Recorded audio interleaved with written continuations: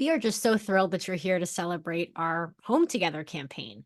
This campaign spans from April to May and pays tribute to our donors, our clients, and the heartwarming stories that unite us through weekly live events on our Facebook page, kind of like the one that you are tuning into right now. So, if you are not tuning in live, that's okay. You can always catch a replay of this event and future events on the Street Dog podcast. And I should say, if you don't already know, this event is part of a digital storytelling journey that celebrates the profound bond between pets and individuals experiencing homelessness. Our Home Together campaign really aims to empower our clients to share their experiences of receiving free veterinary care from the Street Dog Coalition.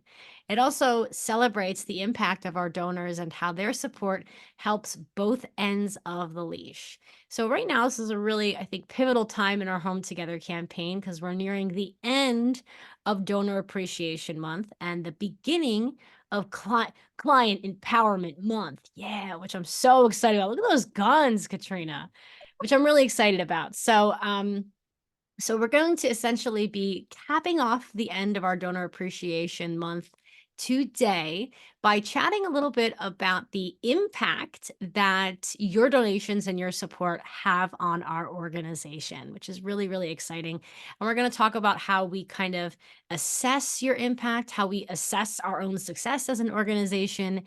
And then next week, what we're going to do is we are going to start diving into our client empowerment month, and that's going to include stories that we get to essentially share from clients that have been impacted by the Street Dog Coalition street clinics.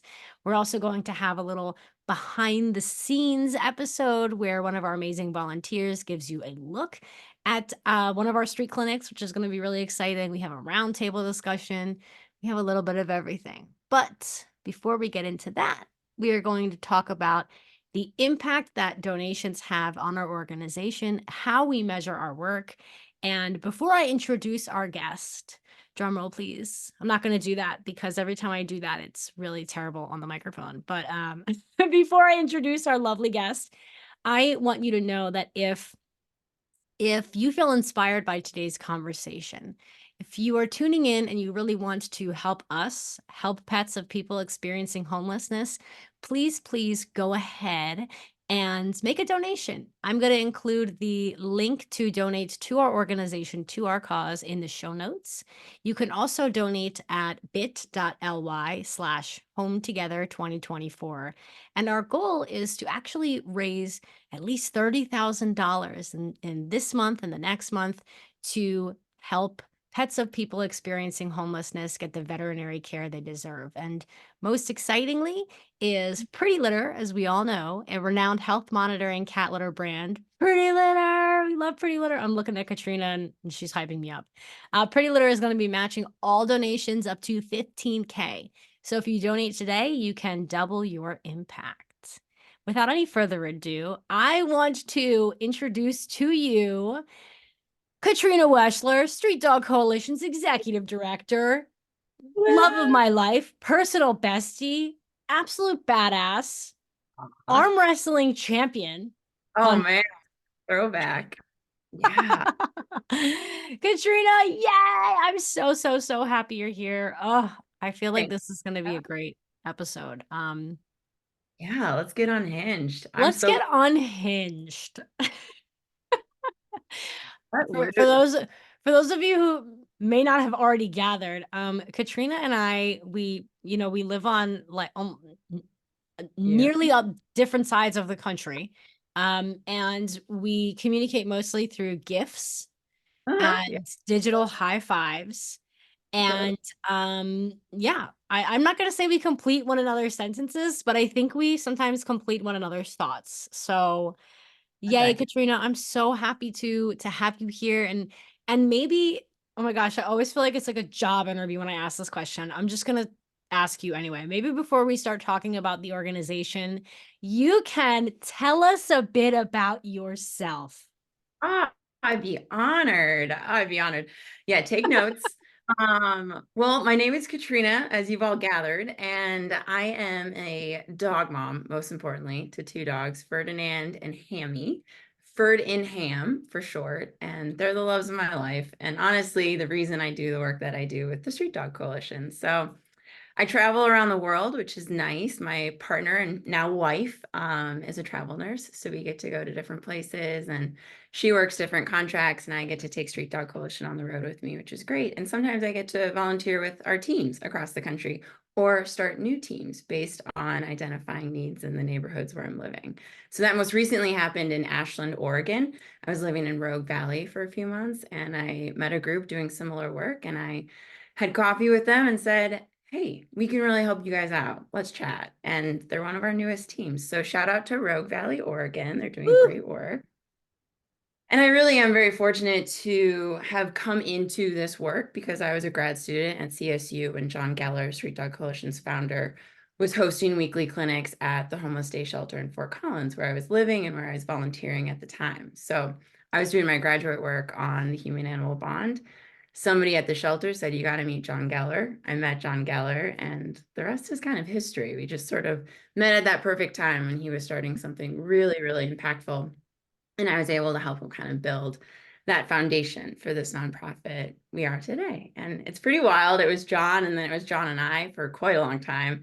And as of last year, we brought on you, Daria, and so many other great new members of our staff. And it's just amazing. It's amazing. It's amazing the growth that we've had as an organization in terms of volunteers and in terms of people and pets for helping and in terms of staff members. So Ah, that's a little bit about me. I'm currently living in Evanston, Illinois, and I grew up just a stone's throw away. This is kind of my hometown. I So love it's it. neat that my wife is working here now and I get to be near family, and we'll be here till the end of June. And then we don't know. We don't know what's next. So hopefully I get to be somewhere near a Street Dog Coalition team.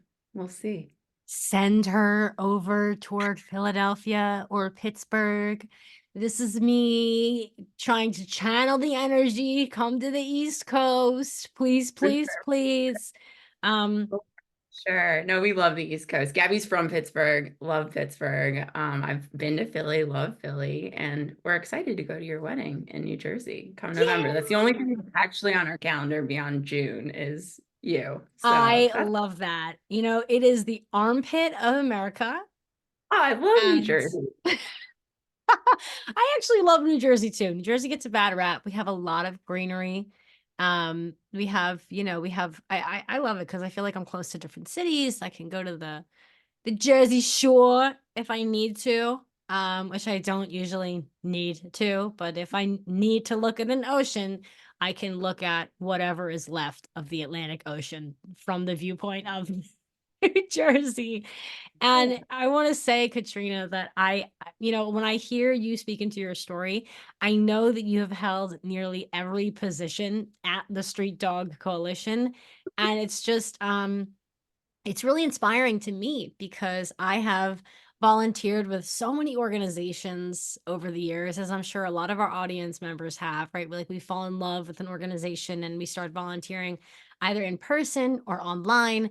And you kind of, when you're volunteering in the early stages, you kind of like visualize and imagine yourself like at the top of the organization, like calling the shots, having an even bigger impact than you could even like possibly have as a volunteer. And like, here you are, you've done it, you made it executive director. And I just think that that is so inspiring. And I know it can be stressful. And sure there are moments where you're like, what have I gotten myself into? But it's a beautiful, it's really, your story is really inspiring and it's exciting to me. So thanks. Thanks for being awesome. Thanks. Back at you. Definitely. Yeah. So what I'm hoping to do here is to give our audience over the course of the next 15, 20 minutes, a little bit of insight into how we measure the impact that we have on pets and their people. So I know it's a tall order here. So maybe you can kind of kick off this conversation by sharing a bit of insight into how we assess the success of what we do. Yeah. Well, I think first we have to assess the need. So first we assess the Mm, need and we identify like what are we trying to do? And then we're able to build off of that. So any new team that is started with the Street Dog Coalition, we have a conversation with the team lead, the DVM, and we ask them to assess the need in their community. And then we're able to kind of track the results. And one way of doing that is hosting clinics, tracking stats, seeing how many pets we're helping, how many people we're serving, how many preventative medicines we're distributing, how many rabies vaccines, how many parasiticides we're giving away. But beyond the stats, like numbers are so important. I think the other thing that we're able to do is collect narratives, collect anecdotes, just hear from our volunteers about their experiences, hear directly from the pet parents we're helping. And that informs so much of our work. I mean, it's been amazing how much our annual report has improved over the years. Specifically last year, it was a Google Doc for many years, and then with the addition of new staff, we put together a really beautiful annual report that tells our story, that shares those really impactful moments that our volunteers get to experience, in addition to showcasing these numbers, because we have had year over year growth, no doubt about it. We have increased from a handful of teams to 20 teams to 40 teams to now we're over 60 teams, and the growth continues. But we also want to do that sustainably. So we're not trying to just build and build and build and increase our numbers to no end. We're doing it in a really thoughtful way. And I think that's important for donors to know. I think they should know that their money is going very, very thoughtfully into the care that we're providing. And so that's it in a nutshell, qualitative and quantitative, and really having those ongoing conversations with the communities that we're serving. yeah. Yeah. I appreciate you sharing that. And I know that that this, that the success that we have achieved as an organization, of course, due to all of the support from our volunteers, from our donors, has really come to a point, like you mentioned, over the past year or so with the addition of new staff members. And I want to have a moment to maybe shine a light on Hillary. Let's talk about our medical director, Hillary. Hillary. Real quick, how does having someone like Hillary, who our audience is hopefully already, has already met with on this podcast, if not, please tune in the coming weeks because we've got lots of conversations with Hillary coming up. How has having someone like Hillary allowed us to better assess the needs of our teams and the success we're having on the ground? Oh man. Well, Hillary is the perfect package because she started out as a volunteer. She was a volunteer team lead and remains a volunteer team lead. So she's still volunteering her time to lead her Bay Area team. So she's bringing her experience of being a volunteer team lead to her job as the medical director of the Street Dog Coalition. And she is able to have conversations with team leads about some of their struggles, some of their questions, but also their wins, what's working well for them. And then she's able to distribute that information to all of our teams. And she's updating our medical protocols, our FAQs, our onboarding guides. She's just helping me streamline our operations in a way that we can disseminate information more freely, more accurately, and just make sure that we are making this as turnkey as possible for those that want to do it. We want to make it Yeah. easy to volunteer. We want to make it easy to give back. And we want to make sure that we're doing it in the best way possible and delivering the best care possible. So she's been instrumental in also helping us collect stats and following up with all of our team leads after a clinic. So we have clinics on our calendar, and after each one, Hillary will send an email, say, hey, how'd it go? Remind them to submit their stats because we do want that. And also their photos and any stories and any struggles. And she really keeps that door of communication open. Mm. And that's the thing. So we host office hours once a week, but it's far more than that in reality. I mean, we like reserve 1 hour on Wednesdays for anybody that wants to chat, but we're always open to scheduling other meetings outside of those office hours because we know that people are giving their time and they have full-time jobs outside of Street Dog Coalition. So we bend to make it work, to make it possible. And I know Hillary bends like a Olympic gymnast. I mean, it's just She's very incredible. bendy. She's bendy. She juggles a lot. She could be a circus act. I mean, she's incredible. So Remember that toy from the 90s, Stretch Armstrong? Do you remember that toy? You could, yeah. like, bend Oh, the arms? totally. It's like Stretch Hillary. Totally. Yeah. I don't know where this nostalgia's coming from today. That seemed to be the most fitting metaphor for me in that moment. And so what I'm hearing is, well, actually what I'm hearing is my dog barking insanely. Can you hear that or no? No, I'm Great. not. What dog? No dog here. Awesome. Surely there is some unannounced Amazon driver who has the audacity to bring a package to my front door, my You know, glass front doors. That this dog is like has hit a high note I didn't even know he could hit. But nice. regardless, so what I'm hearing is that the success of our work on the ground, our ability to help as many pets of people experiencing homelessness, to start as many successful teams as possible, really relies on our ability to keep this line of communication, this open, honest, collaborative atmosphere going at the Street Dog Coalition. Yes. Nailed it. Nailed it. I love it. Great. So I have the job of development director. That's great. and I'm wonder and I'm wondering, I know like you and I are always copied on emails or screenshotting and sending via text success stories. And I'm wondering if you can share with us a key outcome. It could be a metric, it could be a specific success story, but something that really showcases the direct impact of our amazing donors on the services that we provide to both pets and their people. This might not be interesting to anybody but you and me, Daria, Oh my God, I but love it. you came on, you helped us transition from tracking donations with Google Sheets to actually using a CRM. So this is like a database that we store all of our donors' information and giving history in. It's beautiful. It's how we communicate with our donors and share stories. Well, on that database, there is a wheel, there's a pie chart that tracks our donor retention and just how many donors have we retained in the last year.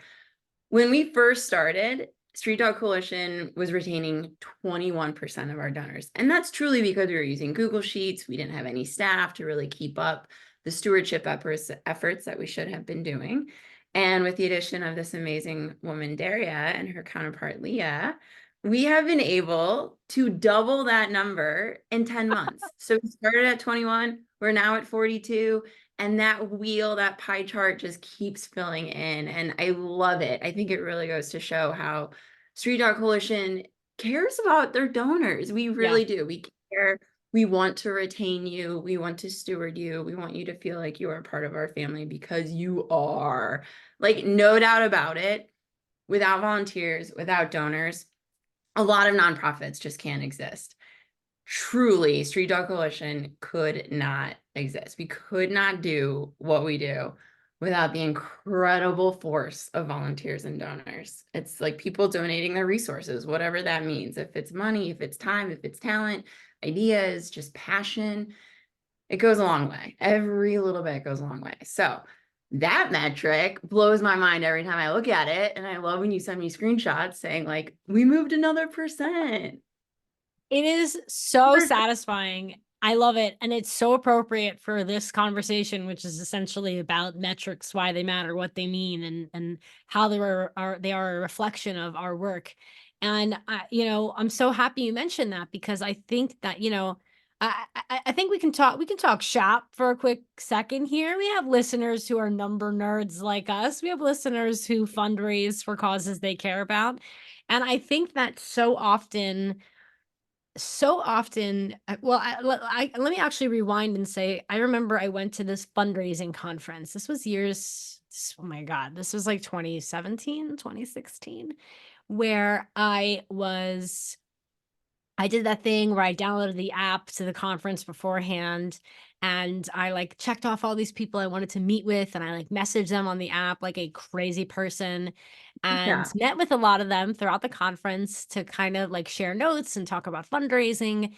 And with the people that I wasn't working with Street Dog at the time. I was working in another small nonprofit, but with the people I was meeting with, people with like decades and decades of experience in fundraising, they were like, asking me how many major donors we have. And when Mhm. I told them, again, this was a small nonprofit I was working at, I remember thinking kind of like being kind of embarrassed at the small number, but when I shared that with them, they were like, "You are so lucky because you have the ability to really get to know every one of these major donors, to research them thoroughly, to experiment with how you cultivate relationships with them and steward them and thank them and make them feel like part of the family." I'm telling you, they were all like, I wish I could go back to a time where I only had like 30 major donors. Like, so I have always viewed since that moment, I since then have worked at much larger organizations and much smaller organizations. And I prefer the smaller organizations. And, I think of that every day. I think of that every time that I do the work that we do here at the Street Dog Coalition, because we have a small but mighty team of major donors. We have now growing cohort of donors who give as much as they can possibly give, but don't necessarily reach that major donor threshold. There's no shame in that. I don't think I'll ever be a major donor in my life, but it is really exciting because it offers us this opportunity to be so creative and to do what you have always wanted to do, Katrina, which is make every Street Dog Coalition donor feel like a member of our family. I remember you saying that to me. You're like, I just want everyone to feel like family. Can you maybe shine a light on why it's so important for our donors to feel like family? Yeah, because I mean, well, like I said, we couldn't do it without them. And we really want them to feel like they're a part of this quilt we're weaving together. Quilts are passed down family lines, right? Like people put a quilt around themselves and think of the people that made it, or think of the people that were warmed by it before they were. And that's Street Dog Coalition. Like our quilt just keeps getting bigger and bigger, and it's being woven thanks to all of these donors coming together. So I think we're providing compassionate care, we're providing warmth just in our services to people that need it most. And that's what families do. Like we provide for those we love and care for. We provide when we don't have a lot to give. So I love that about Street Dog Coalition and the fact that we are able to give people opportunities to support the work we're doing in a myriad of ways. Sure, major donor, awesome. Also, if you can give us $1 a month, thank you. That's Yeah. incredible. Like to be a part of our recurring donor club would be a gift. We would love that. We would love to increase our recurring donor club. It's such a fun club to be a part of. Love everybody that's in it. Thanks for joining to those who already have. Because it helps us really grow sustainably, to know what we're working with, to know that we have this cohort of donors we can depend on month after month. So yeah, I think I want everybody to feel like they're part of the family because we are a family here. This is, an important mission to provide veterinary care to pets of people experiencing homelessness. But we go beyond that. I think we're really trying to provide compassion to both ends of the leash. So takes a village, wherever we are, it takes a village, unbridled collaboration, unconditional love. Those are two of our core values. And I think if, you're working as a family, you need both of those things.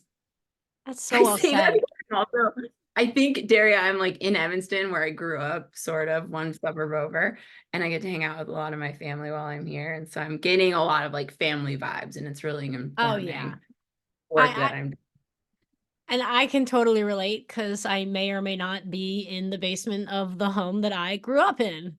doing. And I am. Cat's out of the bag. I am. And I actually got like really emotional whenever I heard you say that we give even when we have nothing left to give. Yeah. And I don't want to like glamorize burning everything at like both ends of the rope and like, like draining ourselves of our energy, because I think, we don't need to glamorize hustle culture any more than it already is.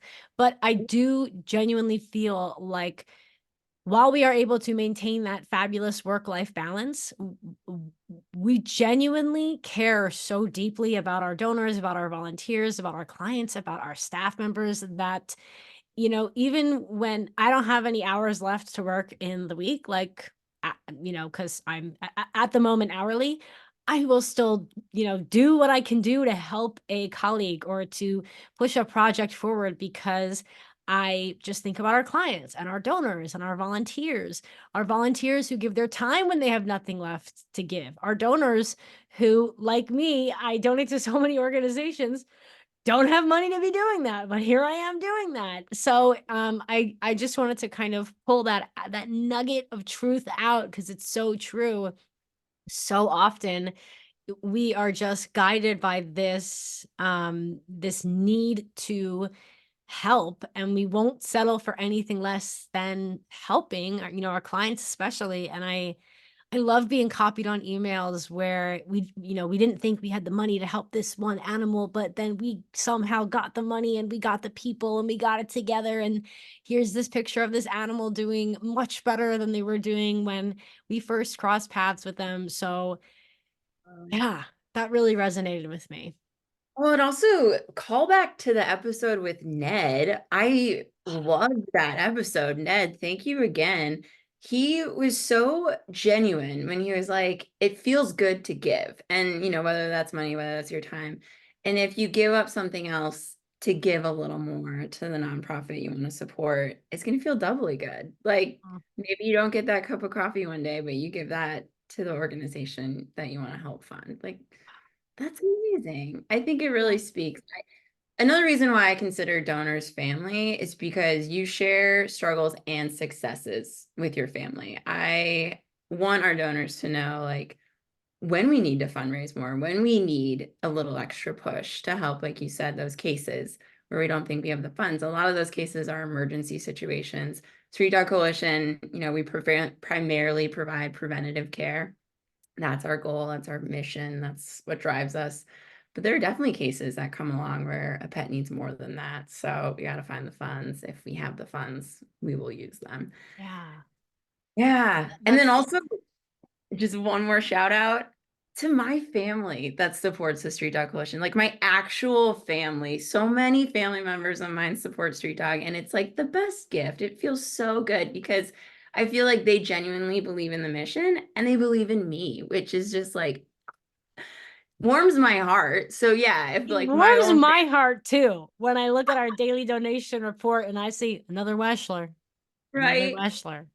And then they I send mean, like a cute message that says like, Katrina, we're rooting for you. You're doing such great meaningful work. And yeah, I just wanted to chime in to say it. I love it too. And I am hoping you will adopt me one day. Sorry, parents, I love you as well. But the support that you get from your family, I think, is a mirror, like a direct reflection of how much you genuinely care about this mission and how hard you work to help pets and their people.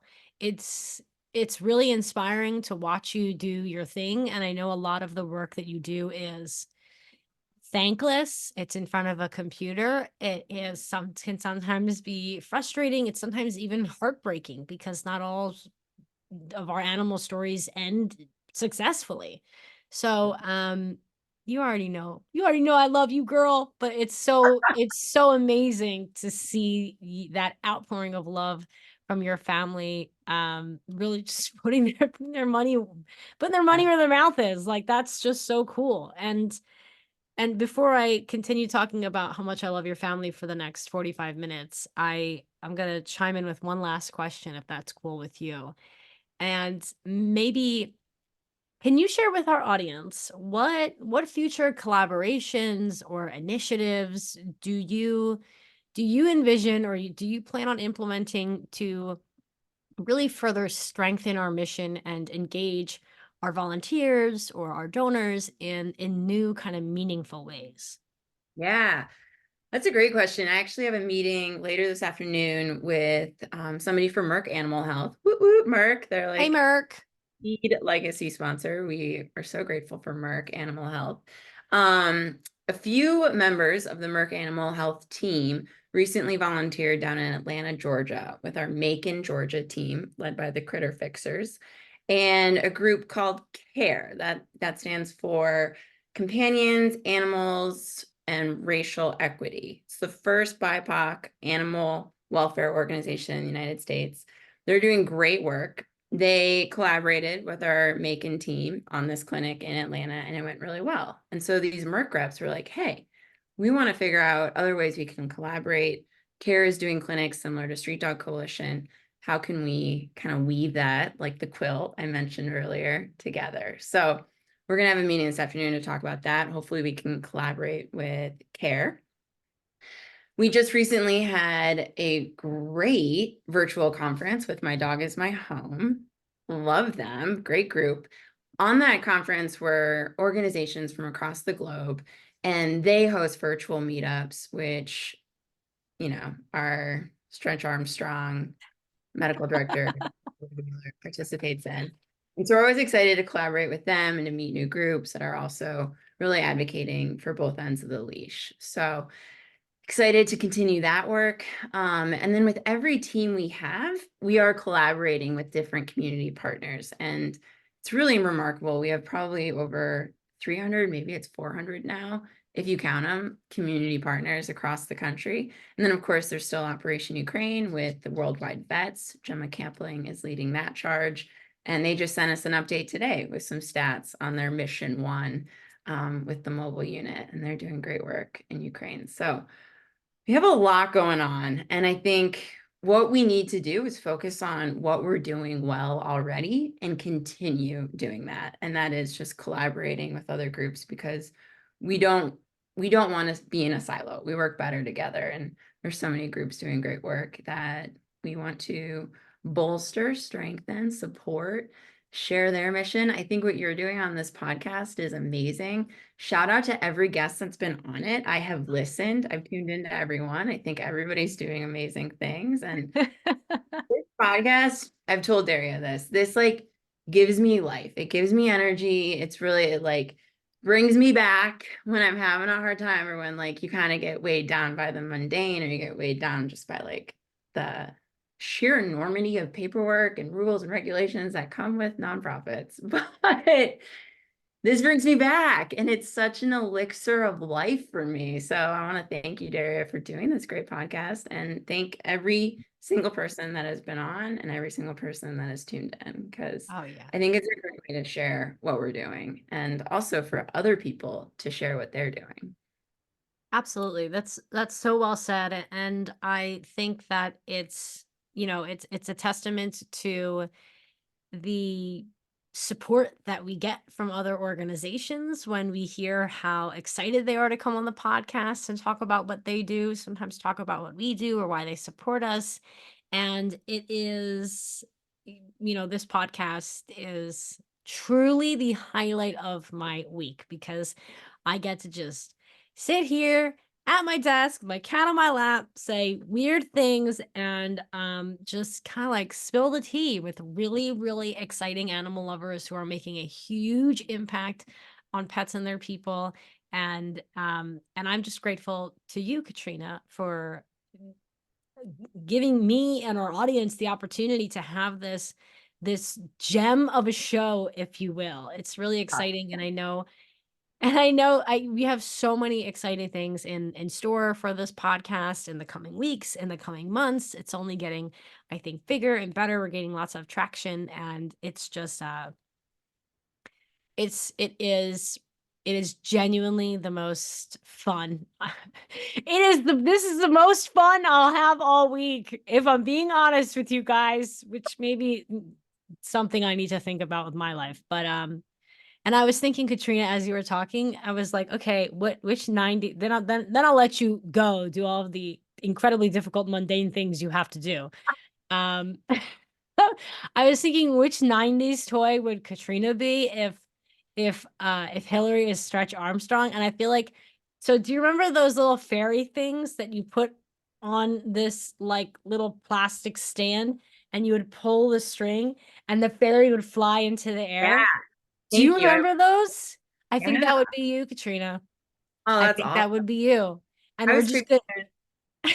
I was gonna say we're gonna ignore the fact that half the time, when I did that, they would hit a ceiling fan and get decapitated Right because I here, got right really now. Yeah. yes.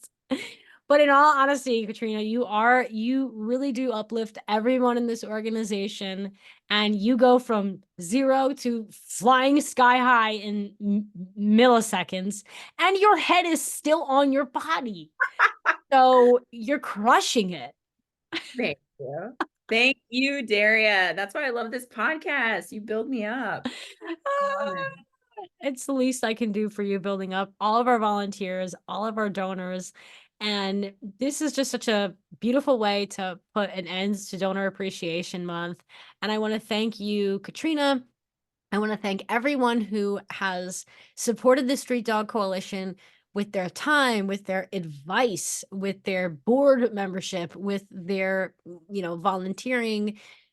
We had Kalen on last week who was talking about the coat drive that he organized. It is, if anything, this podcast has been a really exciting way for me to see all the ways in which we have an impact in our communities. And of course, for our audience to see that as well, to see how their donations are being spent, to see how their time is being, I think uplifted, and the impact it's having as volunteers. So I just want to thank everyone listening for your past support, your past donations, for the donation that you will surely give us after this episode, because you just love us and you love this organization so much. And Katrina, I want to thank you so much for your time today. And I'm going to act like I'm not about to see you in an hour for another meeting. Yeah, right. Yeah, we got our weekly. We do. And I want to thank everyone for tuning in live, everyone for listening to this episode as a replay on Apple Podcasts, Spotify, YouTube, and Katrina. Any last words? Just a huge thank you. And I hope everybody has a great week. Let's kick off May. Let's have a great May. It's gonna be May. It's gonna be May. I love it. I love it. Next All right. episode, I'm just gonna be singing the whole time. In That's sync, perfect. in sync covers. All right, Katrina, you're the best. Thank you so much, Katrina. Thank you everyone for tuning in. Until next time. Till next time. Bye.